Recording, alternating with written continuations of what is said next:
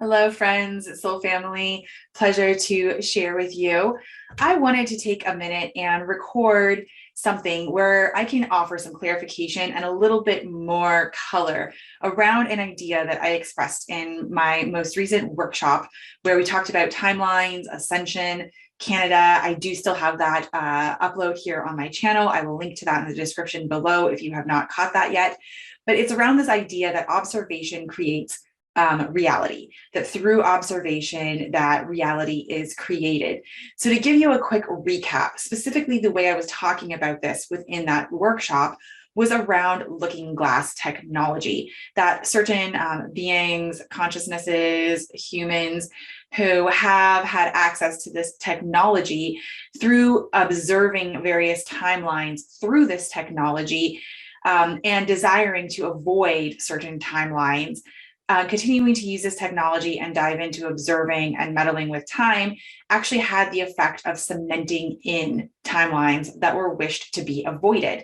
And I referenced something that I've referenced many times in much of my work, which is the double slit experiment, the observer effect in quantum physics, where this has been shown that when there's an observer present, it literally affects the way that matter, particles, waves, right? The way that these things are expressed, the way energy is expressed.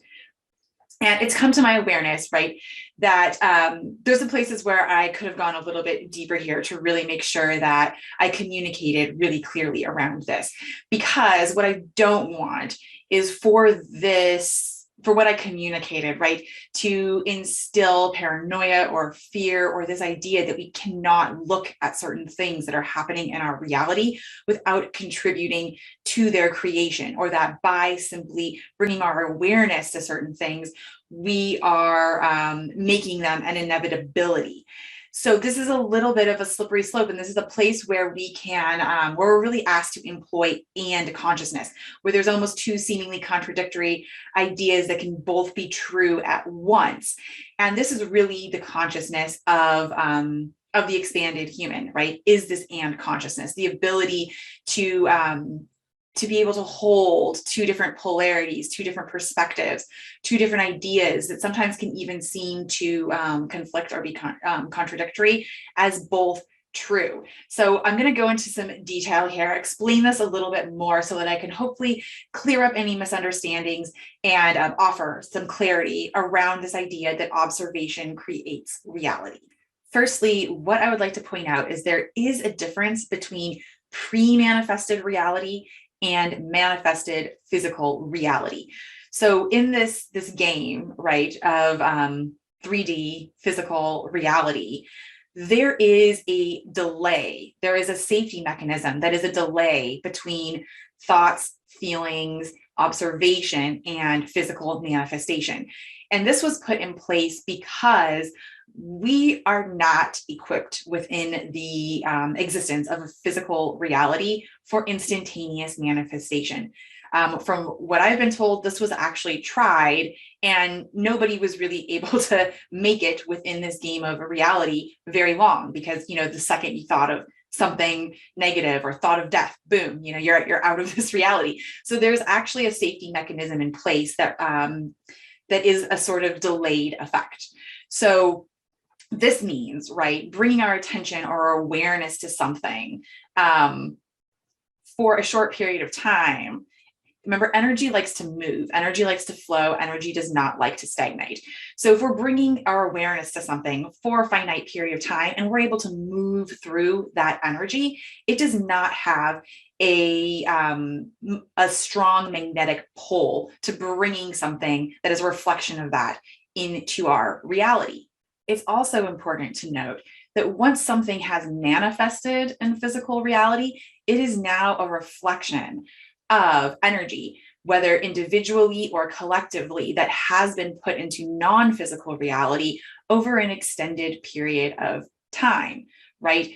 Manifesting it into the physical experience. So once something already exists here, denying and avoiding its existence is not necessarily the highest vibrational way to alchemize and shift what is currently in existence through the lens of love and light. However, outside of manifested physical reality, right, and pre-manifested reality or energetics that have yet to manifest into the physical, manifestation is more instantaneous. This is the beauty, right, of the construct or the game of time.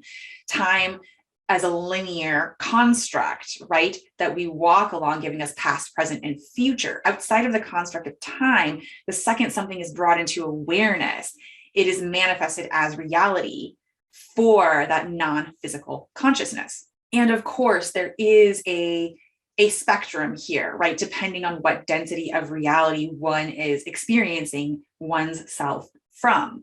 So it's not a black or white, right? There's then also spectrum that exists from one point to the next. So already we're starting to notice some differences, right, between observing possible or potential pre-manifested timelines and observing what currently exists in our reality within the physical experience, both individually and collectively, right? Slight differences. So there are some other differences that are really important, I think, to notice here. Another thing that is important to note here is the energy, or we could say the magnetic pole, charge, polarity that you bring to an observation has a huge impact, right? So observing through neutrality does not create or perpetuate the experience. It actually alchemizes it. It depolarizes it, right? Observing through neutrality serves to depolarize what we're observing. It's the first step. In fact, just simply bringing the light of awareness, bringing the light of sight to something that's hidden in the dark begins the alchemical process. So observation of what is step one in alchemy, right? We can't alchemize what we don't know is there to be alchemized, but it's not raising its hand for our loving attention and awareness, the light of awareness. So observation can serve to depolarize something.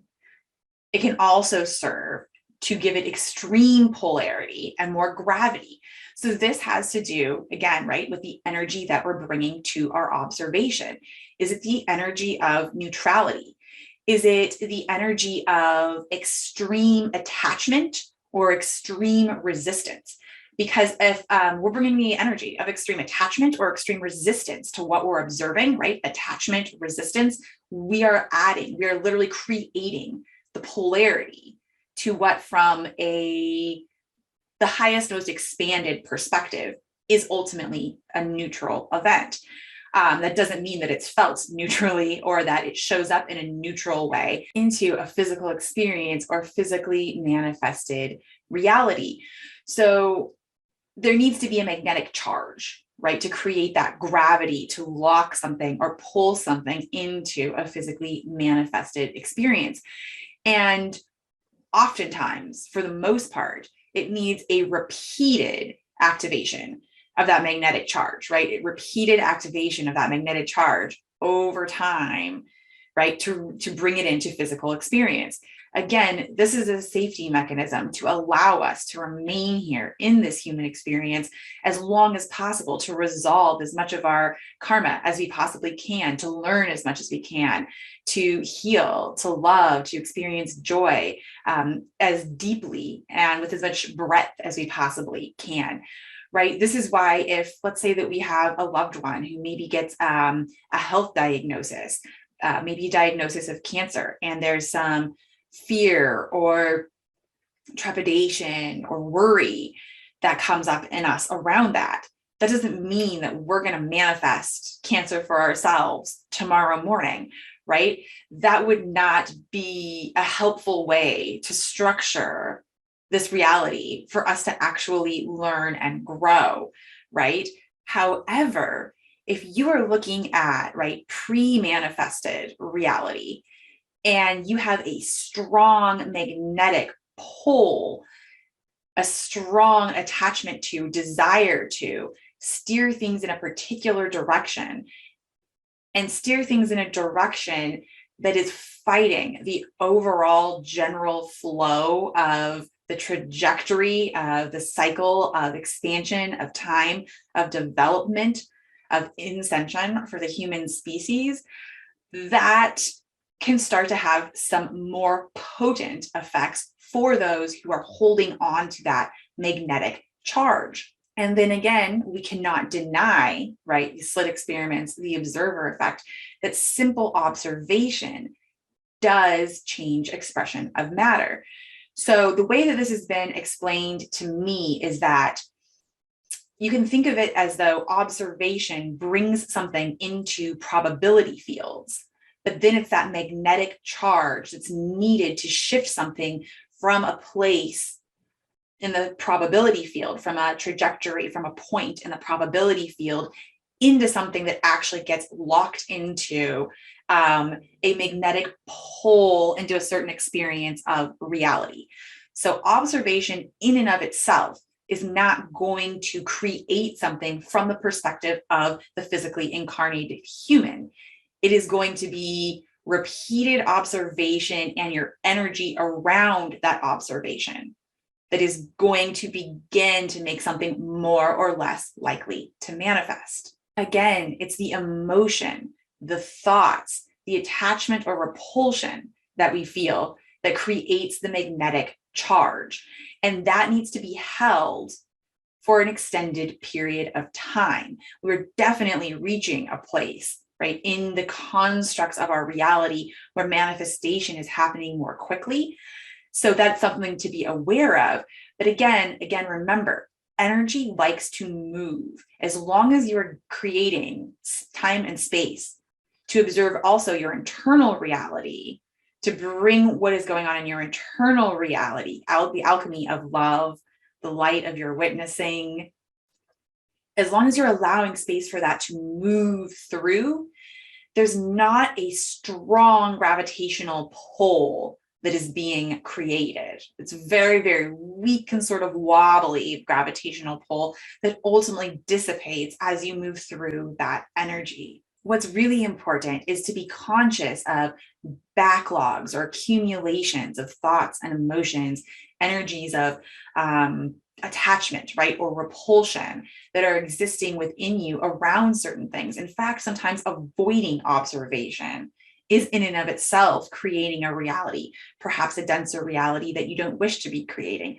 Perhaps it's creating a more expanded, lighter reality, because for you, the best thing is to step back and not observe here. This is very, very individual. And that's why I want to bring this up, because I see so many times this idea of observation creates reality used as a way to discourage people, sometimes even really shame people for wanting to speak up or bring into our collective awareness aspects of their reality or our collective reality that they are observing.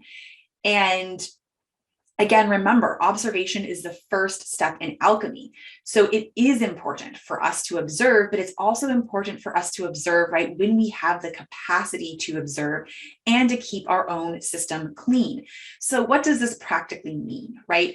It can practically mean maybe don't go into spaces where you know that you might have a strong trigger of attraction or repulsion or emotion or thoughts, unless you feel like you're in the space where you might be able to observe with more neutrality, or you're in the space where you can caretake whatever comes up in relationship to what you observe and calibrate back to neutrality. So this doesn't mean that if emotion or thought, again, is triggered for you in observing something, if you feel anger, if you feel joy, if you feel sadness or grief, if you feel elation, happiness, contentment, this doesn't mean that you can't have those things come up. It's important to let them come up, to move through them, and then hold that and consciousness, where this can be true from this perspective, from my human perspective. Maybe I'm feeling something denser, but from the higher perspective, I know that this is ultimately neutral, and I am going to bring my presence and my awareness to slowly untangling attachment or repulsion. So this is really, really important details to be aware of. And as we continue to expand, as we continue to heal, two things that seem, again, contradictory, but simultaneously I've noticed begin to happen is, one, we're able to observe events or things that have more magnetic charge, but through a place of expanded neutrality. And also, as we continue to expand and become more healed, we're often called to witness these things a bit less as well. So both can be true, and one can be true during one season of our life and one can be true during another season. So this is not a one size fits all or mutually exclusive concept. Again, this is really asking us to bring our and consciousness and our personal sovereignty to our awareness around observation.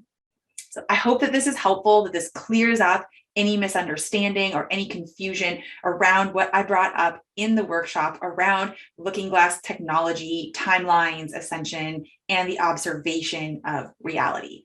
Sending you all my love. I hope you have a wonderful day or evening. Until next time.